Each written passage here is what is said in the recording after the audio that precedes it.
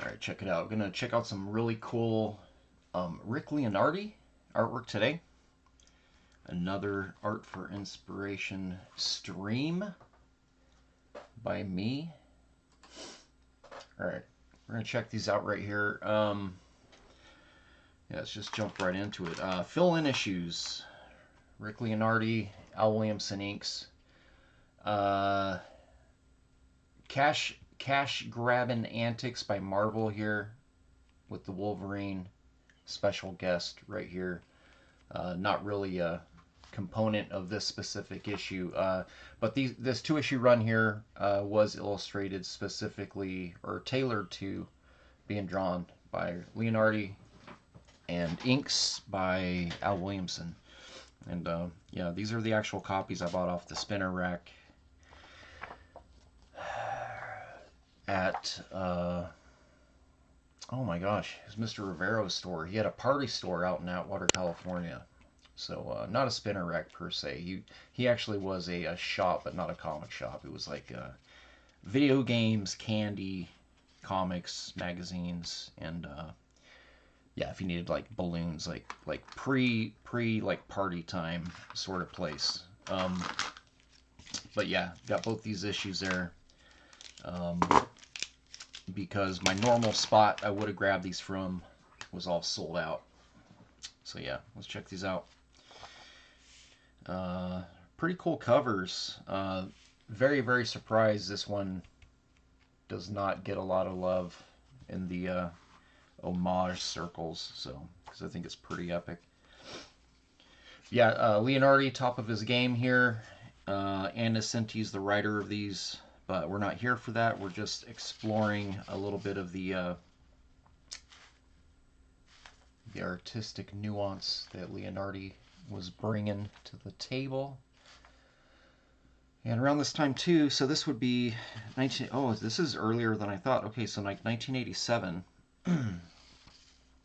right around the year when I was starting to be allowed to like ride my bike, you know, into town around more so than just around the corner to visit friends. Trying to think who this. You know, I'm pretty positive uh, this was peak Leonardi work, but around this time, he was doing a lot of stuff on his pages, a lot of this stuff with like dollop shading on muscles, a lot of the really cool approaches to smaller figures here. Um, People like Art Adams, I'm sure Mignola was pulling from him a bit. Um, and then later on, uh, uh, Jim Lee and Portacio and Rob Liefeld, they were all very obviously pulling from him. And I think his contemporary at the time, like Silvestri, would have been a contemporary of his at the time on Uncanny X-Men. I think Whilst Portacio was drawing Strike Force. I think it was a penciler on Strike Force when this was coming out. Um, but yeah, just super cool stylized characters. Very, he's really good at like romanticizing the outlines on characters. Stupid ads. I hated these ads in these comics back in the day. Pre-pubescent Shelby back in the day. So this stuff didn't make any sense to me. I was like, what? I was like, just wash your face. Yeah, this is awesome. So this was Leonardi pretty much, I believe this was fresh off, if not the both versions, at least volume 1 of Cloak and Dagger, which is also awesome. Um, yeah, the stuff you can see in here, Art Adams was pulling a lot from, I would say mostly like the smaller figures and some of the rendering at the base of the foot, things like that. Artistically, they just look really cool, and it's an easy way to apply uh, those different effects where it's like acceptable on the page, aesthetically pleasing. It's we kind of add that stuff to our arsenal. Um, these cross hatching backgrounds here.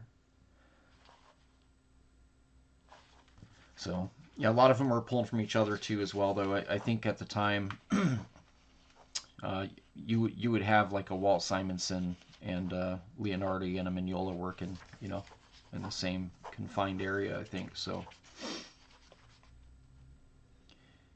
I think they were all sharing secrets of the panel.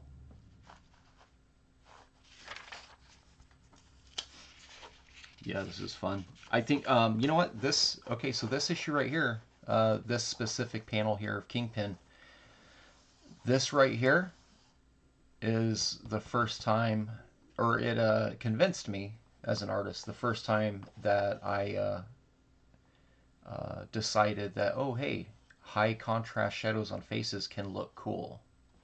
Because I think up till this point, at least in comics, trying to think what other kind of books I was picking up. Like, there's this book called Rogue Trooper. I remember getting some of that, and then obviously the Art Adams books. And Mignola was not even really. He wasn't popular in my circle. I know that. So I don't think he was like an artistic influence. Leonardi definitely was at the top.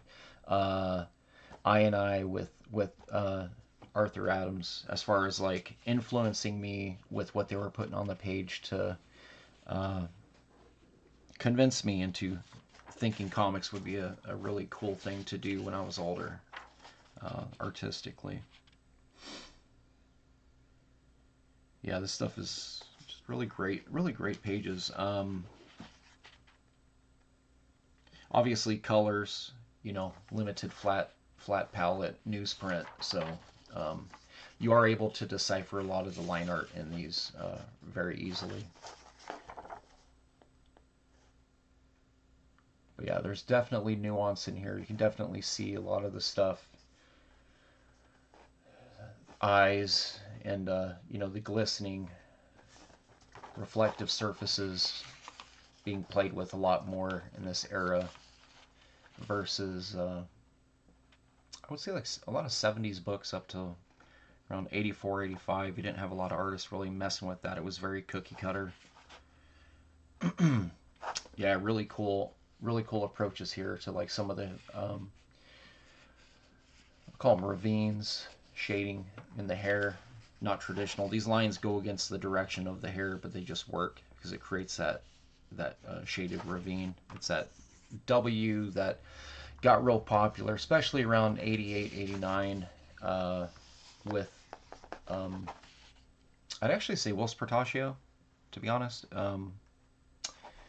And then Jim Lee kind of lifted that off Wilson, and Scott Williams was actually inking a lot of Whilce before inking Jim, and so I think Scott kind of carried that over into Jim, and then Jim kind of he either added that to his arsenal or Scott was embellishing it himself, and it kind of helped create the Jim Lee look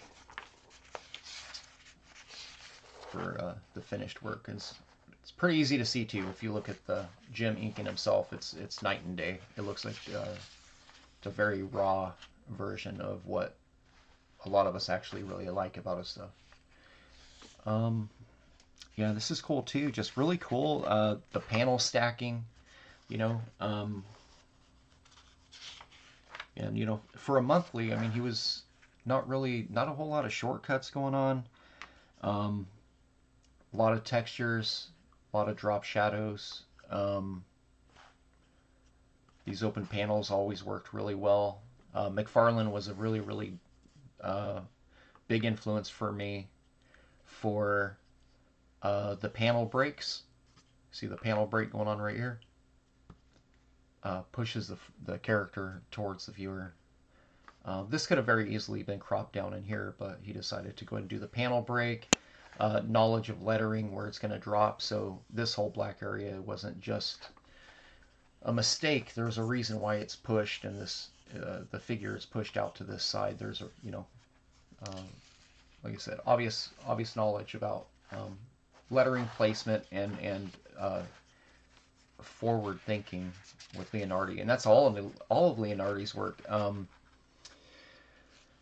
Even the Spider-Man 2099 stuff later on, uh, a lot of a lot of forward thinking in it with the design aspect, and that it's just not my personal favorite of Leonardi. I feel like this there was a lot more care put into his rendering on most of this work here during this era. So, and I think actually this era of Daredevil books was primarily John Romita Jr. illustrated. So I think he just got a couple months off. So this issue 248, uh, special guest Wolverine. We didn't really get to see much, if any. So here we go. And so this one kind of sets it up. I feel like it could have just been a one-shot fill-in. This entire thing could have been avoided with the whole fight with the robot sent after him. This one here, who's in here? Bushwhacker. I think it's Bushwhacker, yeah. Who at the time, too, they were kind of plugging Bushwhacker as a villain in the... Oh, what book was it? Punisher War Journal, I think? Maybe the regular Punisher books, but... yeah, character's kind of cool, but he's also kind of silly, the design. Yeah, I think I just saw this piece up for auction recently. This page here, Wolverine the Splash. So yeah, really really cool. And of course, again, it's you know, the Al Williamson inks. Just really really great all around. Yeah, and I don't know if you can see in the video or not. There's a lot of things in here that a lot of artists pull. Just the approach to the folds, and then a lot of the rendering within each shadow. It's not just a spot black and a drop shadow. There's a lot going on in here that even myself today try to emulate a lot of this kind of thing. It's ways to shade things that don't break the overall form and direction that the arm is taking. You don't really break it, even though it's a little chaotic. It just works. Like if you were to look at this right here in black and white, it could totally fit like a Sin City, you know, like a Frank Miller drawing.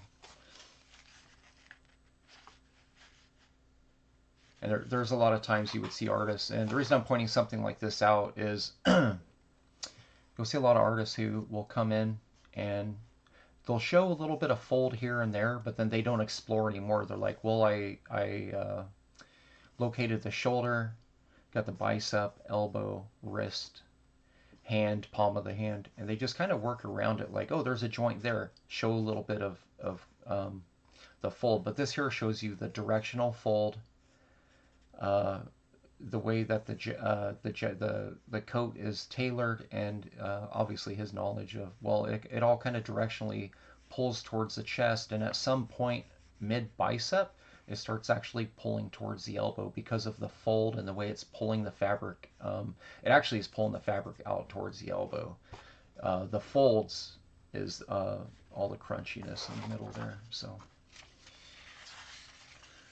where everything is getting folded and pushed together, compressed, because everything else on the outside is expanding, therefore it compresses the inside. In the divot. Cool shot. Yeah, and he was always pretty fearless too, and drawing stuff well. I don't feel like there's any shot avoided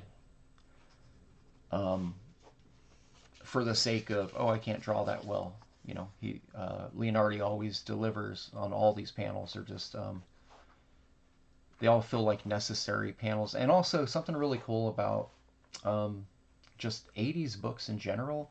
They weren't trying to emulate TV. They weren't trying to emulate movies and stuff. I think that's something books suffer from today. Is it's almost like they're trying to deliver a pitch. Like, oh, this would make a great, like, it should be the other way around. And I've always said this. Movies and TV should be trying to emulate how cool the book is, not the other way around. And I don't think enough artists employ that thought behind their panels. Most artists today, like this scene here, I feel like you would see a stacked panoramic shot and it would just be boring. These are awesome. These are cool shots. Notice a lot of bird eye view going on in here. This is something like a Silvestri would pull. This right here is straight up Fall of the Mutants era Silvestri right here, like this kind of a shot. This too, there's even a Silvestri cover with the car going this direction with long shot swinging over it, and I could totally see this panel possibly influencing that cover. Maybe Mark saw this and was like, "Whoa, this would be really cool, for a cover." I don't know if anyone knows, but you might be able to see it too.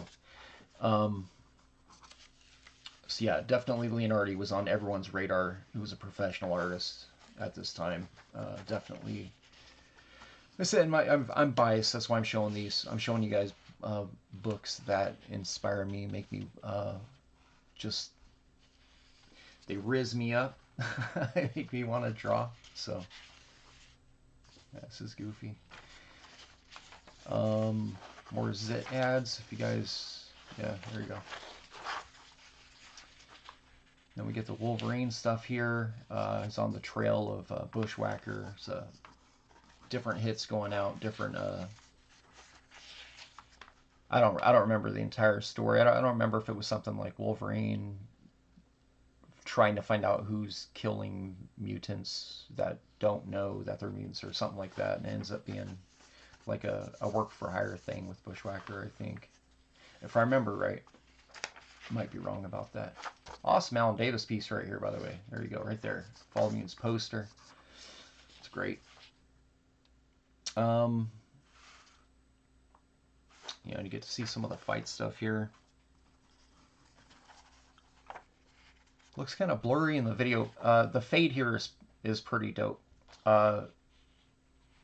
Very, very cool double line technique. I'll have to do a video on that. It's something that all the image guys were doing for a bit. I don't know who really started spreading it, but it started somewhere. It might have been an Art Adams thing. It might have been a Leonardi thing, but I see it right here on this the leg muscles. And it's just a way of just kind of giving an extra weighted volume without doing a thick to thin tapered line. And yeah. You don't see that very much these days either. It was when these artists were more comfortable with doing hatch rendering and also trying to spend a nicely allotted amount of time on the contour artwork. And it was just a way to make, you're adding more flour to the batter. You know what I'm saying? There's something about it. It just adds volume. Yeast, whatnot. That's an awesome panel. I like this a lot.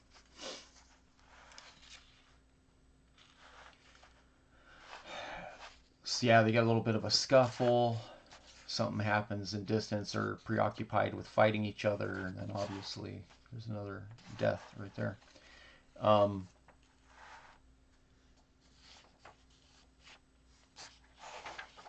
Mignola, what's up?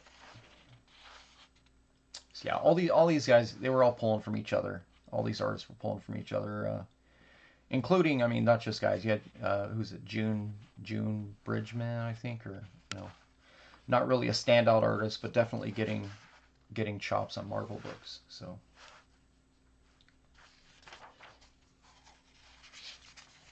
Damn, look at that.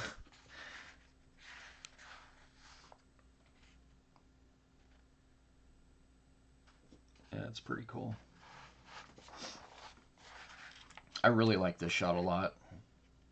Yeah, I feel like this is something I've probably drawn myself 50 times. This, with the same inflection,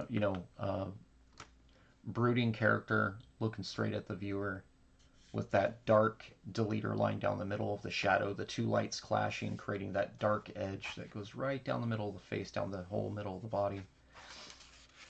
Pretty effective in storytelling. I don't think it's really effective on covers, though. I feel like covers, it's like you need to have knowledge of what's going on before it to really get the, it's more of like an emotive.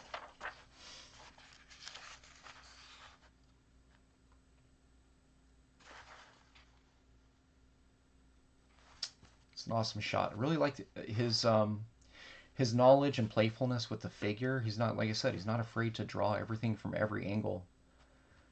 Um, yeah, it was just a different time. It was a different time, you know, and I'm very happy that I got to collect these books when I did. That was the last page of that, unless you guys are interested in a Chips Ahoy ad right there. So yeah, anyways, just wanted to share these books. Yeah, these are my original beaters that I got. What was it called? Playland? I'm gonna have to look that up. Anyways, it was Mr. Rivero, Joe Rivero. He was a mayor, I think, or he ran for mayor at least, Atwater back in the day. But yeah, he was a business owner. I'm pretty sure he bought Darla's hot dogs too. But yeah, his gaming and party store was the one that had a pretty nice selection of comics. Yeah, I said spinner rack originally. That's not what I meant. I was thinking about 7-Eleven, which was right around the corner from his shop. His shop was only open, I think weekends really was the time when you would go there. But yeah, so yeah, Daredevil 248 and 249. They're collected in several editions. I don't have them cracked out right now, but there is several of the John Romita Jr. trade paperbacks. Typhoid Mary would be the one that most people have knowledge of. But there's sequentially there's three or four trades. I think there's three, and then there's also a Anna Cinti omnibus for Daredevil that might already be out. I'm not positive about that. I've seen advertisements for it. Um, I'm pretty positive that these issues are included in that. And then what else did I see these in?